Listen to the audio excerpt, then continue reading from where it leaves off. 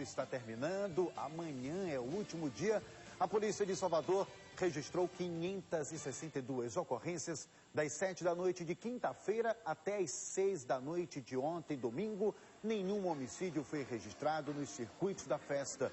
Mas no sábado, 2 mulheres foram baleadas acidentalmente por um policial militar. As 2 passam bem, o caso está sendo investigado. A boa notícia é que, apesar da violência, o número de ocorrências é 16% menor do que em relação ao mesmo período do ano passado. A maior redução foi no número de roubos, que caiu de 63 para 47 ocorrências. Fora do circuito da folia, a Secretaria de Serviços Públicos registrou de sexta-feira até agora 20 homicídios em Salvador e na região metropolitana.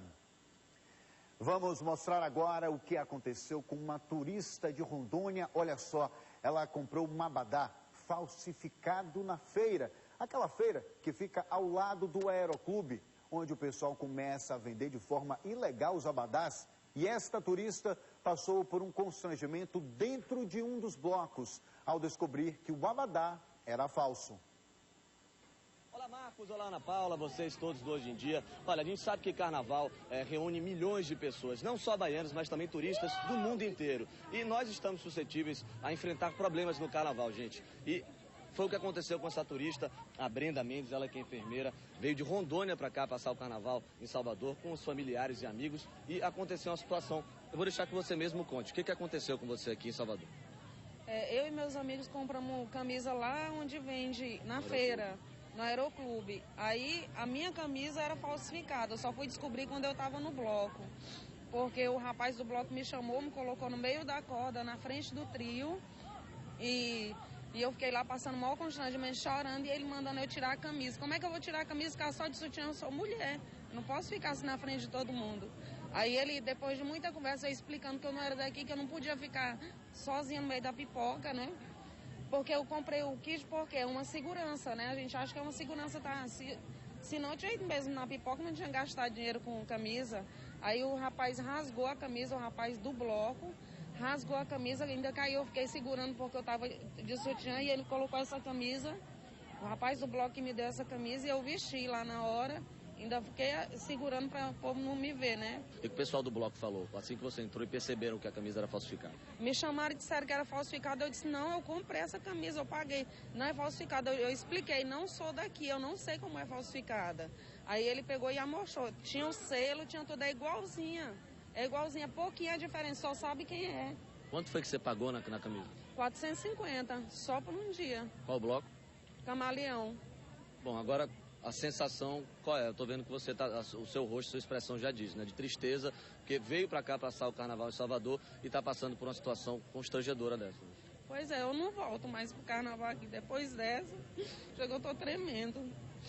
Pois é, gente, então é isso aí. Carnaval, a gente espera sempre tá trazendo notícias alegres, mas infelizmente aconteceu isso com essa turista que veio passar o carnaval em Salvador e vai voltar com mais lembranças da nossa boa terra. Agora aí o Felipe Brandão acompanhando de perto. O pessoal do bloco não tem nada a ver. O abadá era falsificado, tem que tirar. Agora, coitada da turista, vem para Salvador para curtir e isso acontece, tem que ter uma fiscalização. Ela pagou 450, mas tem abadá de R$800. Então o cidadão, pode ser aqui baiano ou turista, vem de fora, compra o abadá, não tem uma fiscalização, não sabe se está comprando o abadá original e acontece isso aí. Prejuízo para ela, o pessoal do bloco fez o correto, o abadá era falsificado, tem que sair do bloco, infelizmente para ela um dia menos de carnaval. Agora uma notícia triste, um jovem de 23 anos morreu na madrugada de hoje no meio do carnaval. De acordo com a Secretaria Municipal de Saúde, a causa da morte pode ter sido, olha só, excesso de bebida alcoólica.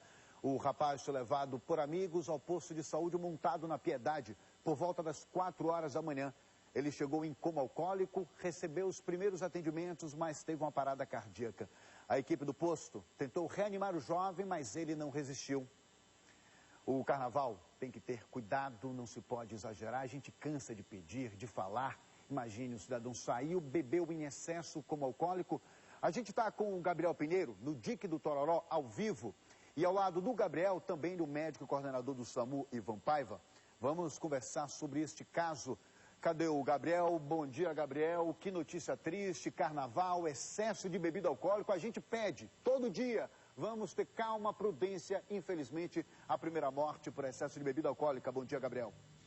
Bom dia, Marcos. Olha só, eu estou aqui com o Ivan Paiva, que, aliás, além de ser o coordenador do SAMU, foi justamente o médico que prestou o atendimento a este paciente. Doutor Ivan, muito bom dia. Foi um pouco mais cedo do que às 4 horas, não é isso? Essa foi a hora que a imprensa soube da notícia, mas aconteceu por volta de 1 da manhã. Exatamente, por volta de 1h15, a equipe do Corpo de Bombeiros chegou, trazendo esse jovem, e de imediato a gente percebeu que ele estava sem os sinais vitais, iniciamos as manobras de reanimação, mas infelizmente não tivemos êxito. Ele já chegou lá sem sinais vitais, então? Provavelmente sim, ele não respondia a nenhum estímulo, né, e não apresentava respiração, o que para a gente já considera uma parada cardiorrespiratória. Bom, as primeiras hipóteses com as quais está se trabalhando são essas de algum excesso, e se falou aí em excesso de bebida alcoólica. No atendimento, o que é que o senhor pôde perceber sobre isso? Bom, uma das possibilidades realmente é essa, algum tipo de que a gente chama de intoxicação exógena, e aí vai álcool como outras drogas também, mas isso só pode ser dito pelo IML, que vai dar o laudo conclusivo. Existem outras causas que podem, em adultos jovens, levar a óbito assim, de forma súbita.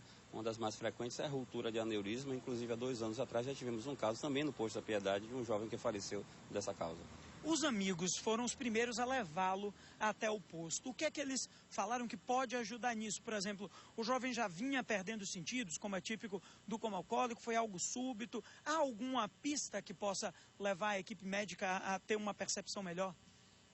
É extremamente importante a informação das pessoas que estão com ele, para até nos orientar, porque alguém que chega sem os sinais vitais pode ser qualquer coisa, desde trauma, alguma outra coisa. O que relataram para nós foi que ele estava no bloco, com os colegas no bloco dos Filhos de Gandhi, e que subitamente perdeu a consciência e foi acionado os bombeiros e que, com a ajuda dos bombeiros, foi encaminhado até o posto de saúde.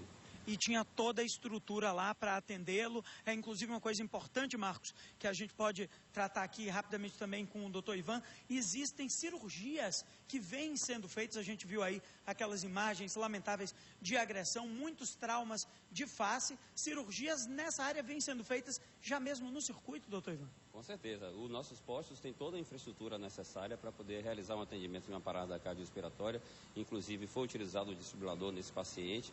E com relação aos traumas de face, já tem mais de 100 atendimentos de fratura de mandíbulas que são tratadas, fratura de ossos do nariz, os traumas de face de uma forma geral, são tratados no próprio posto e impedindo, assim, não necessitando que esses pacientes sejam encaminhados ao Hospital Geral do Estado ou ao Hospital do Subúrbio para um tratamento definitivo. É feito o tratamento já no posto de saúde e orientado para o serviço de referência para depois do Carnaval. Ok, doutor Ivan. Gabriel. Pode falar, Marcos. Queria fazer uma pergunta. Primeiro, parabenizar o trabalho, né, dos médicos, porque não adianta ter a estrutura médica se também o cidadão não tiver a consciência.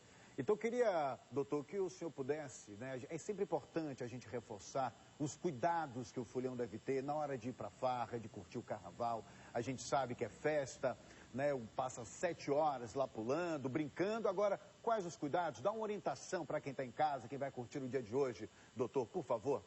Bom, a primeira coisa, antes de sair para o circuito, se alimentar bem, né? Muitos casos clínicos que chegam são pessoas que terminam não se alimentando bem.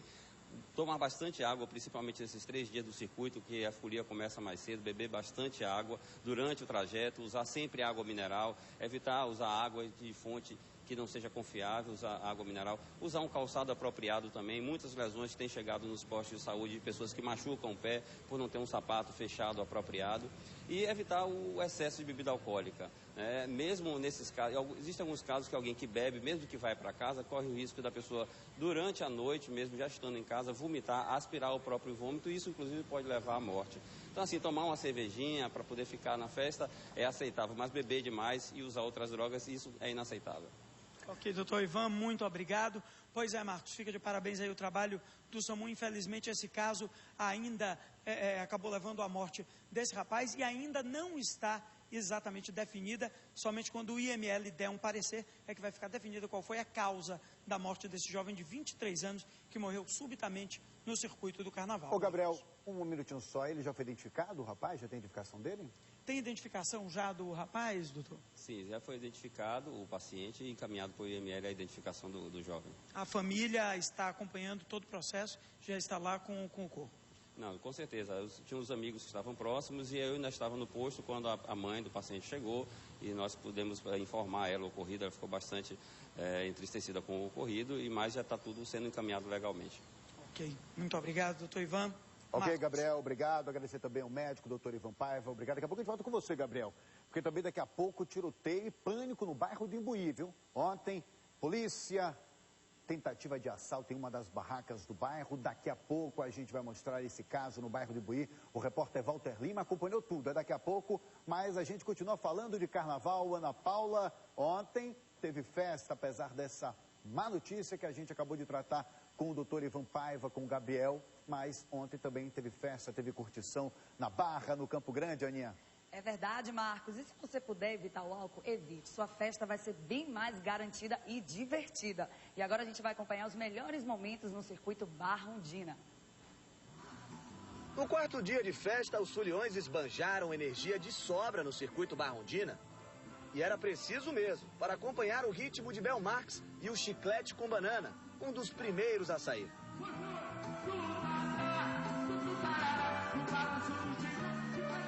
O bloco Balada com Jamil e Uma Noites também agitou com músicas de sucesso da banda. O cantor Tuca aproveitou para elogiar a transmissão da Record Internacional. Ao vivo pro mundo. Quem também botou os foliões para pular foi o bloco Me Ama, com André Leles, e o Me Abraça, com o irmão dele, Durval, e o Asa de Águia.